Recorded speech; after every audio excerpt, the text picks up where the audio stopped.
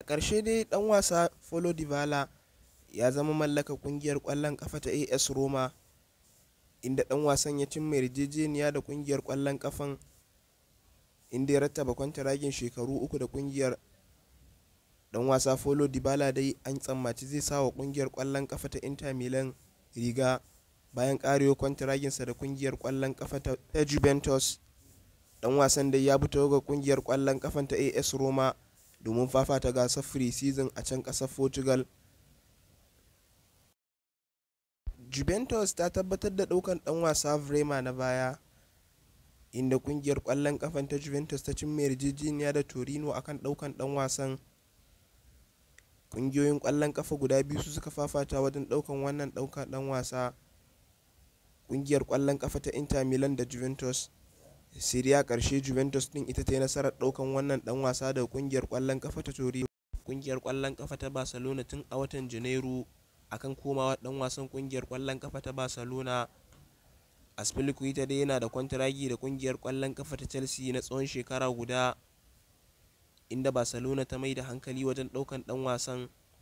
Ana ganin Barcelona sun cimma yarjejeniya da ɗaukan ɗan wasan akan kwantaragin shekaru biyu. Jesse Lingard ya zama mallakar ƙungiyar ƙwallon ƙafa ta Nottingham Forest.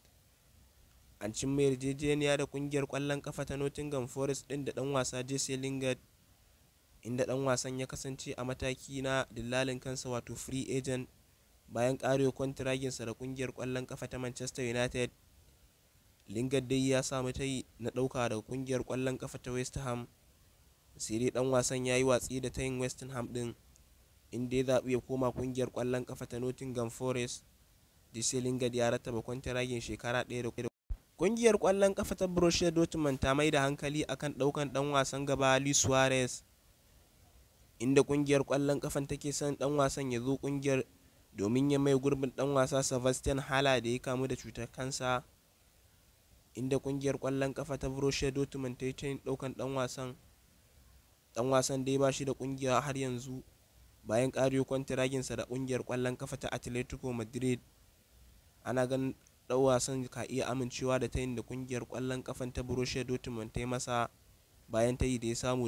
A yammacin Juma'a ne jiya aka hango ɗan wasa Zinchenko ya sauka a birnin London domin a yi masa gwajin lafiya a ƙungiyar ƙwallon ƙafa ta Arsenal. Mai yarjejeniya tsakanin ƙungiyoyin ƙwallon ƙafan na Man City da ƙungiyar ƙwallon ƙafa ta Arsenal akan ɗaukan ɗan wasan na baya, sai dai a ƙarshe an cimma yarjejeniya da ƙungiyar ƙwallon ƙafa ta Arsenal da Manchester City akan komawar ɗan wasan filin wasa na Emirates. Ɗan wasan dai zai je a masa gwajin lafiya, inda zai rattaba kwantaragi da ƙungiyar ƙwallon ƙafa ta Arsenal.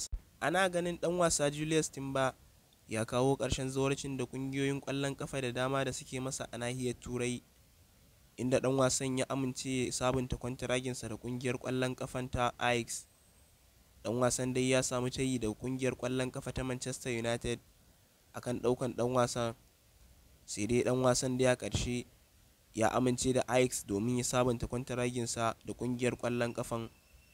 Kowane lokaci daga yanzu Ajax ka iya tabbatar da sabunta kwantaragin ɗan wasan, inda ƙungiyar ƙwallon ƙafa ta Torino ta cimma yarjejeniya akan ɗaukan ɗan wasan ƙungiyar ƙwallon ƙafa ta Olympic Lyon Jason Dinaya, inda Torino take son mai gurbin ɗan wasa Vrema da ya canza shi ƙungiyar ƙwallon ƙafa ta Juventus da ɗan wasa Dinaya. An cimma yarjejeniya da dillalin wannan ɗan wasa da ƙungiyar ƙwallon ƙafa ta Torino akan komawa ɗan wasan, inda ɗan wasan zai rattaba kwantaragin shekaru 4 da ƙungiyar ƙwallon ƙafan har zuwa shekarar 2026. Ɗan wasan ɗan asalin ƙasar Belgium ya babban ƙungiyar ƙwallon ƙafa ta Lille da ke ƙasar Faransa ya tabbatar da ɗan wasa Renato Sanchez zai bar ƙungiyar ƙwallon ƙafan a wannan wata da muke ciki, inda ya tabbatar da ƙungiyoyin ƙwallon ƙafa guda biyu su ne kan gaba wajen zawarcin wannan ɗan wasa, ƙungiyar ƙwallon ƙafa ta AC Milan da kuma ƙungiyar ƙwallon ƙafa ta Paris Saint-Germain. Tun a kwanakin baya ɗan wasan ya cimma yarjejeniya ta baka da baka da ƙungiyar ƙwallon ƙafa ta AC Milan, sai dai Paris Saint-Germain ta shigo zawarcin wannan ɗan wasa da ƙungiyar ƙwallon ƙafa ta Lille.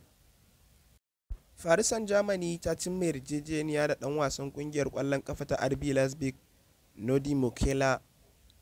Paris Saint-Germain ta cimma yarjejeniya da ɗan wasan ɗan asalin ƙasar Faransa Dan wasan dai ya amince ya dawo kungiyar kwallon kafa ta Paris Saint-Germain. John Oblak ya amince ya sabunta kwantaraginsa da kungiyar kwallon kafa ta Atletico Madrid, inda Oblak ya amince ya sabunta kwantaragin shekaru 3 da kungiyar kwallon kafan.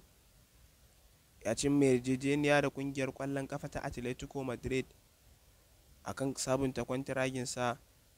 Diego Simeone ya amince da dan wasan, inda ya yadda da kama. An cimma yarjejeniya da kungiyar kwallon kafa ta Ajax da kungiyar kwallon kafa ta Olympique Lyon akan daukan dan wasa Tagliafico.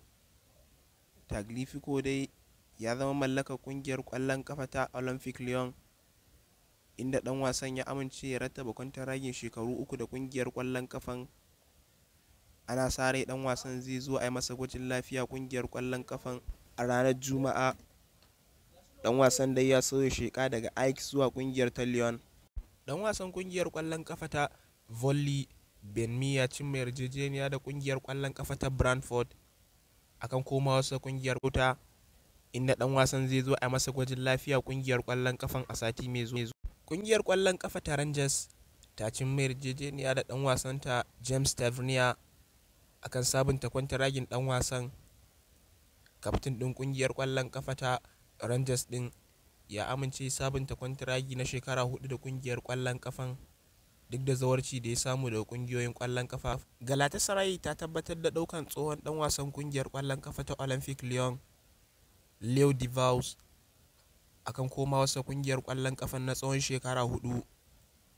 Dan wasan dan asalin kasar Faransa ya rattaba kwantaragin shekaru 4 da kungiyar kwallon kafa ta Galatasaray da ke kasar Turkiya akan komawarsa kungiyar.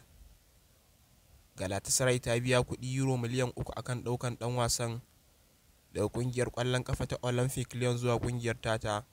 Juventus na tattaunawa da Manchester City ta ƙara koma ƙungiyar ƙwallon ƙafa ta Brighton akan yiwuwar ɗaukan ɗan wasa Marco Cucurella daga ƙungiyar ƙwallon ƙafan. Ana sa rai dai Cucurella shi zai maye gurbin ɗan wasa Zinchenko da zai sauya sheka daga ƙungiyar ƙwallon ƙafan ta Manchester City zuwa ƙungiyar ƙwallon ƙafa ta Arsenal. Brighton ta yi wannan dan wasa ta yin euro miliyan 30 da kungiyar kwallon kafan da take sha'awar daukan wannan dan wasa. Guardiola ya nuna sha'awar na sanado. Barcelona ka iya rasa daukan dan wasa Julius Koundé daga kungiyar kwallon kafa ta Sevilla, inda dan wasan dai ya karkatar da akalarsa zuwa kungiyar kwallon kafa ta Chelsea fiye da kungiyar kwallon kafa ta Barcelona. Jaridan Marca da ke kasar Sifaniya ta rawaito dan wasan dai yana da sha'awar komawa kungiyar kwallon kafa ta Chelsea fiye da kungiyar kwallon kafa ta Barcelona. West Ham dai ta ƙara tura ta yin euro miliyan 27 akan daukan dan wasan gaba na kungiyar kwallon kafa ta Chelsea, Ahmad Broja. Ahmad Broja dai ba lalle ne ya samu kasancewa a kungiyar kwallon kafa ta Chelsea ba karkashin jagorancin mai horarwa Thomas Tuchel, inda West Ham din ta nuna sha'awarta na daukan dan wasan daga Chelsea. Kowane lokaci kawo daga yanzu Chelsea ka iya tabbatar da sallamar wannan dan wasa zuwa komawa kungiyar kwallon kafa ta West Ham. Mai horar da kungiyar kwallon kafa ta Manchester United, Erik ten Hag, ya bayyana dan wasa Cristiano Ronaldo san ba su shirya sai da shi ba, inda ten Hag din ya kara da Cristiano Ronaldo yana daga cikin tsare-tsarensu da suka yi na tunkarar shekara mai zuwa. Ana ganin wannan magana da ten Hag ya yi ta iya fasata dan wasa Cristiano Ronaldo. Cristiano Ronaldo dai ya bayyana wa Manchester United ba zai ci gaba da kasancewa da kungiyar kwallon kafan a kaka mai zuwa ba. Tabbata dan wasa Zlatan Ibrahimovic zai ci gaba da kasancewa a kungiyar kwallon kafa ta AC Milan, inda Zlatan ya rattaba sabon kwantaragi da kungiyar kwallon kafan na tsawon shekara guda har zuwa shekarar 2023. Dan wasan dai shi kaɗai ne dan wasa ɗaya tilo da ya kai shekara 40 har yanzu yake murza leda a nahiyar Turai. Zlatan ɗan asalin ƙasar Sweden ya ƙara sabon kwantaragi da ƙungiyar ƙwallon ƙafa ta Milan, inda ɗan wasan yana daga cikin 'yan wasannin da suka taimaka wa AC Milan a kakar da ta gabata ta lashe gasar Serie A ta ƙasar Italiya.